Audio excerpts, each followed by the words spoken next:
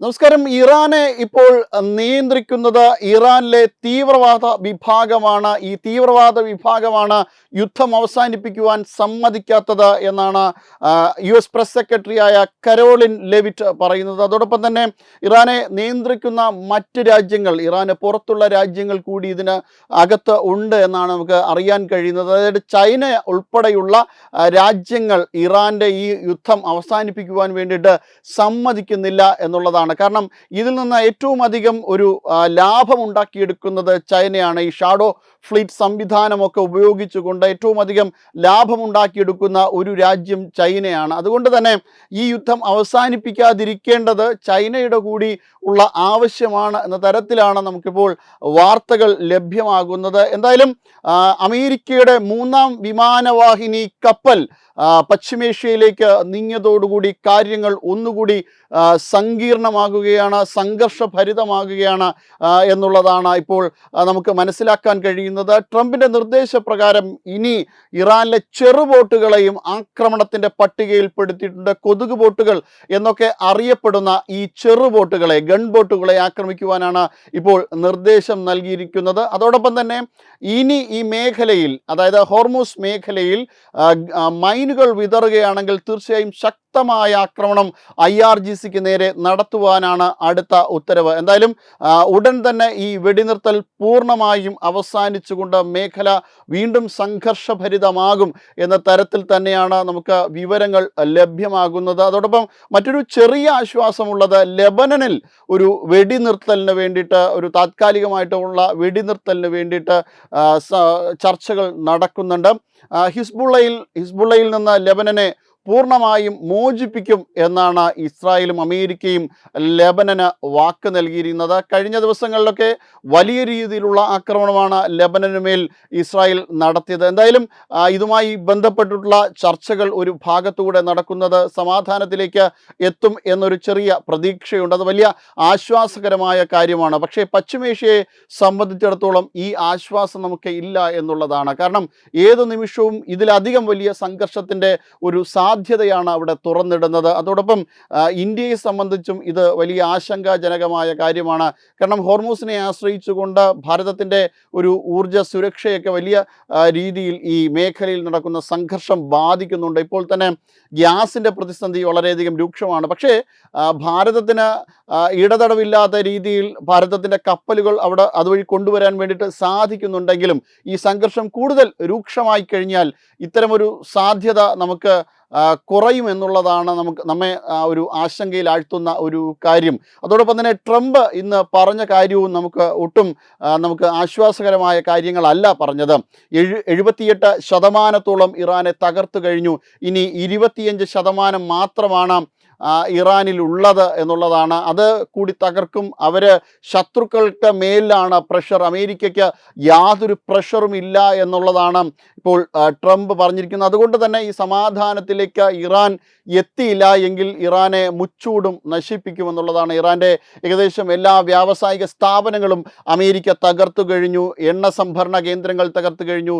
Pharmaceutical കമ്പനികൾ, cement ഫാക്ടറികൾ, കരാജ് പാലം ഉൾപ്പെടെയുള്ള പാലങ്ങൾ, ഇങ്ങനെ പലതും ഇറാൻ്റേതായിട്ട് തകർത്തിട്ടുണ്ട്. ഇനിയും തകർക്കുവാൻ വേണ്ടിയിട്ട് അമേരിക്കയ്ക്ക് കഴിയും, ഇസ്രായേലിന് കഴിയും എന്നൊക്കെയാണ് ട്രംപ് പറഞ്ഞിരിക്കുന്നത്. അതുകൊണ്ട് തന്നെ കൃത്യമായിട്ട് ഇതിനൊരു സമാധാന ശ്രമം നടന്നില്ല എങ്കിൽ ഇറാന് ദുഃഖിക്കേണ്ടി വരും എന്നുള്ള മുന്നറിയിപ്പാണ് നൽകിയിരിക്കുന്നത്. പക്ഷേ ഇറാൻ ഇതിലൊന്നും ഒരു കൂസലില്ലാത്ത രീതിയിലാണ് പെരുമാറുന്നത്. 150ഓളം കപ്പലുകൾ അമേരിക്ക മുക്കി, ഇറാൻ്റേതായ കപ്പലുകൾ മുക്കി എന്ന് ട്രംപ് അവകാശവാദം ഉന്നയിക്കുമ്പോൾ ഇറാൻ പറയുന്നത് തങ്ങൾക്ക് ഈ കപ്പലുകളുടെ ആവശ്യമില്ല, ചെറുബോട്ടുകൾ തന്നെ ധാരാളമാണ് എന്നുള്ളതാണ്. അമേരിക്കയെ ആക്രമിക്കാൻ ഇറാന് അവരുടെ ഈ കൊതുക് ബോട്ടുകൾ അല്ലെങ്കിൽ ഗൺ ബോട്ടുകൾ എന്നൊക്കെ അറിയപ്പെടുന്ന ചെറുബോട്ടുകൾ ധാരാളമാണ് എന്നാണ് ഇറാൻ പറയുന്നത്. പക്ഷേ ഈ ചെറുബോട്ടുകളിൽ കൂടി ശക്തമായ ആക്രമണം നടത്തുവാനാണ് ഈ 3ാം കപ്പൽ അവിടെ എത്തിയിരിക്കുന്നത്. ഇപ്പോൾ എത്തിയ കപ്പൽ USS ജോർജ് W. ബുഷ് എന്ന കപ്പലാണ്. നേരത്തെ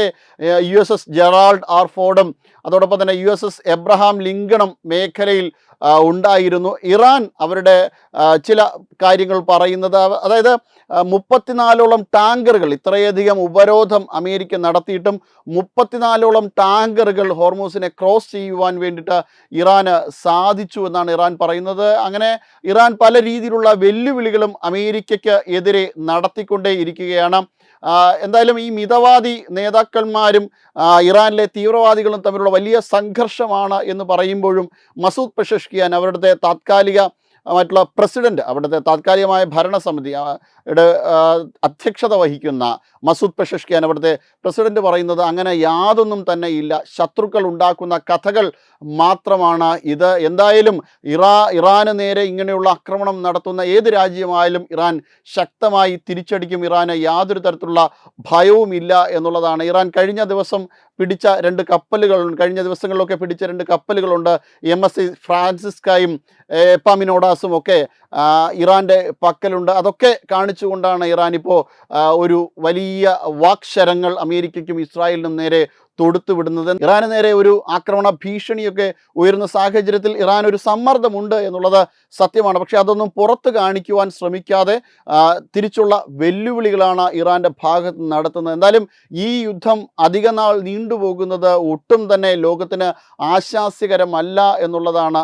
പാകിസ്ഥാനാണ് ഇതിനു വേണ്ടിയിട്ടുള്ള സമാധാന ചർച്ചകൾക്ക് വേണ്ടിയിട്ട് മുൻകൈ എടുത്ത് നിൽക്കുന്നതെങ്കിലും പാകിസ്ഥാൻ ഇതിനകത്ത് വലിയ റോളൊന്നുമില്ല. ഇന്നലെ തന്നെ പാകിസ്ഥാന് നേരെ വളരെ ശക്തമായ ഒരു ആക്രമണമാണ് ഇറാൻ്റെ ഭാഗത്ത് നിന്ന് നടത്തിയത്. അതായത് ബലൂച്ച് മേഖലയിലേക്ക് ഇറാൻ നടത്തിയ ആക്രമണം പാകിസ്ഥാൻ്റെ ആഭ്യന്തര രാഷ്ട്രീയത്തെ കൂടി അടിമുടി ഉലച്ചിരിക്കുകയാണ്.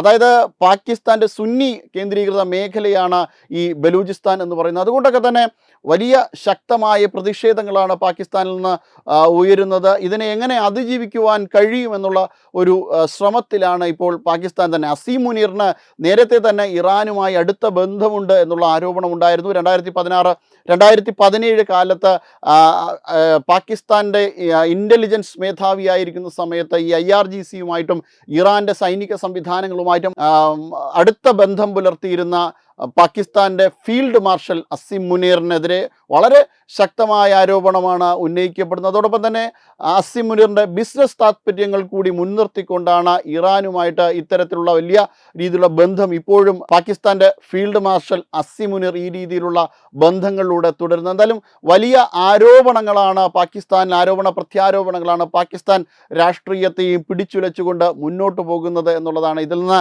രക്ഷപ്പെടുവാൻ വേണ്ടിയിട്ട് താത്കാലികമായ ഭാരതത്തിനെതിരെ പോലും ആക്രമണം നടത്തുവാൻ വേണ്ടിയിട്ടുള്ള ഒരു ശക്തമായ ശ്രമം പാകിസ്ഥാനിൽ നിന്നുണ്ടാകുന്നു. എന്തായാലും പാകിസ്ഥാൻ ഇത്തരത്തിലുള്ളൊരു ശ്രമം നടത്തിയാൽ തീർച്ചയായും ഭാരതത്തിൻ്റെ ഭാഗത്ത് നിന്ന് വളരെ ശക്തമായ ആക്രമണം, അതായത് ഓപ്പറേഷൻ സിന്ദൂർ തന്നെ പുനരാരംഭിക്കും എന്ന ഒരു രീതിയിൽ തന്നെയാണ്. എന്തായാലും യുദ്ധത്തിൻ്റെ ഒരു വലിയ സാഹചര്യമാണ് ലോകത്തിൽ എമ്പാടും മുഴങ്ങിക്കേൾക്കുന്നത്. ഇത് ഒരു സമാധാനത്തിലേക്ക് എത്തിയെങ്കിൽ മാത്രമേ ലോകത്തിൻ്റെ ഒരു ക്രമം പുനരാരംഭിക്കുവാനും കഴിയുള്ളൂ. ഊർജ്ജ സുരക്ഷയുമായി കാര്യങ്ങൾ മുന്നോട്ട് പോകുവാൻ സാധിക്കുള്ളൂ. പാകിസ്ഥാനെ സംബന്ധിച്ചിടത്തോളം പാകിസ്ഥാൻ്റെ ഊർജ്ജ സുരക്ഷയും ആകെ താറുമാറായിരിക്കുന്ന ഒരു സാഹചര്യമാണ്. ഈ സമാധാന ചർച്ച ഫലവത്തായ മാത്രമേ പാകിസ്ഥാൻ എന്തെങ്കിലും കിട്ടുകയുള്ളൂ എന്നുള്ളതാണ്. പക്ഷേ പാകിസ്ഥാന് ഇരു രാജ്യങ്ങളും വിലവയ്ക്കുന്നില്ല എന്നുള്ളതാണ്. ഒരു ആഗോള ഭീകരവാദ രാജ്യമായ പാകിസ്ഥാനെ വിലവയ്ക്കാൻ സാധിക്കില്ല എന്ന് ഇസ്രായേൽ ആൾറെഡി ഇതിനോടകം തന്നെ പറഞ്ഞിട്ടുണ്ട്. അതോടൊപ്പം തന്നെ ഇറാൻ ചർച്ചയ്ക്ക് തന്നെ തയ്യാറായില്ല.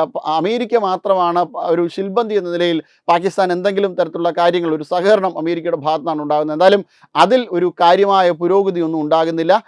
ഇറാനിൽ നിന്നുള്ള ഒരു പോസിറ്റീവായിട്ടുള്ള ഒരു തീരുമാനം ഉണ്ടായെങ്കിൽ മാത്രമേ ഈ ചർച്ച ഫലപ്രദമായ രീതിയിൽ മുന്നോട്ട് പോവുകയുള്ളൂ. ഇറാനെ സംബന്ധിച്ചിടത്തോളം ഇറാൻ 2015 കാലഘട്ടത്തിലെ ആ ഒരു വ്യവസ്ഥയിൽ മാത്രം ഉറച്ചു നിൽക്കുകയാണ്. അതായത് 2015 അവർ പറഞ്ഞത് 3.6% യുറേനിയം ക്യാപ്പിലേക്ക് അവർ മാറാമെന്നത്. ഇതൊരു സിവിലിയൻ ലെവലാണ്. അതോടൊപ്പം തന്നെ 300 കിലോഗ്രാം യുറേനിയം എന്ന നിലയിലേക്ക് ഇറാൻ മാറാമെന്ന് പറഞ്ഞു. പക്ഷേ ബാലിസ്റ്റിക് മിസൈലിൻ്റെ മറ്റു പരീക്ഷണങ്ങളെ ഒന്നും ലോകരാജ്യങ്ങൾ ഒരു രീതിയിലും ഹർട്ട് ചെയ്യാൻ പാടില്ല എന്നൊക്കെയാണ് അവർ പറയുന്നത്. പക്ഷേ ഇതിനൊന്നും ട്രംപോ അമേരിക്കയോ തയ്യാറല്ല എന്നുള്ളതാണ്. ഇസ്രായേൽ ഒട്ടുമേ തയ്യാറല്ല എന്നുള്ളതാണ്. കാരണം ഏത് നിമിഷവും ഇറാൻ ഈ സമ്പുഷ്ടീകരണം വർദ്ധിപ്പിക്കുകയും 90% ഉയർത്തുകയും ചെയ്തതിന് ശേഷം ഇസ്രായേലിൻ്റെ ഒരു ആക്രമണം നടത്തുവാനുള്ള ആക്രമണ സാധ്യത പരിഗണിച്ചുകൊണ്ട് തന്നെ ഇറാനിൽ ഇനി യുറേനിയം സമ്പുഷ്ടീകരണം നടത്തുവാൻ പാടില്ല. ഇപ്പോഴുള്ള യുറേനിയത്തെ അവിടെ നിന്ന് മാറ്റണം. IAEA ശക്തമായ രീതിയിലുള്ള പരിശോധനകൾ ഇറാനിൽ നടത്തണമെന്നൊക്കെയുള്ള വാദഗതികളാണ് അമേരിക്കയുടെയും ഇസ്രായേലിൻ്റെയും ഭാഗത്തുണ്ടാകുന്നത്. എന്തായാലും ഇതുമായി ബന്ധപ്പെട്ട ചർച്ചകൾ കാര്യമായ രീതിയിൽ പുരോഗമിക്കുകയും അത് ഫലപ്രദമായ രീതിയിൽ അവസാനിപ്പിച്ചുവെങ്കിൽ മാത്രമേ ലോകത്തിൻ്റെ ഊർജ്ജ സുരക്ഷയെ സംബന്ധിച്ചിടത്തോളം, കാരണം 20% ഊർജ്ജ വിപണനം നടക്കുന്നത്, ചരക്ക് ഗതാഗതം നടക്കുന്നത് ഹോർമുസ് മേഖലയിൽ കൂടിയാണ്.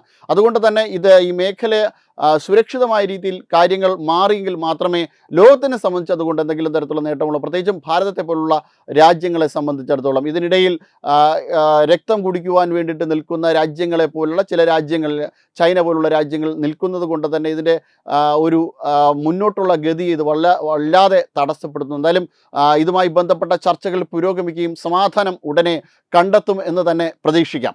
Web desk Tatwamayi news. വിട്ടുവീഴ്ചയില്ലാത്ത നിലപാടുകളുമായി ദേശീയതയുടെയും സമാജത്തിൻ്റെയും ശാക്തീകരണത്തിനു വേണ്ടി തത്വമയിയുടെ ജൈത്രയാത്ര തുടരുകയാണ്. യൂട്യൂബിൽ മാത്രം തത്വമയിക്ക് 10 ലക്ഷം സബ്സ്ക്രൈബേഴ്സിലേക്ക് എത്താൻ ഏതാനും ചുവടുകൾ മാത്രമാണ് ബാക്കി. മറ്റ് സോഷ്യൽ മീഡിയ പ്ലാറ്റ്ഫോമുകളിലും തത്വമയിയുടെ നിറസാന്നിധ്യം തുടരുകയാണ്. ഈ അവസരത്തിൽ ഞങ്ങൾക്ക് നിങ്ങളോടുള്ള അഭ്യർത്ഥന ഞങ്ങളോടൊപ്പം നിൽക്കുക എന്നുള്ളതാണ്.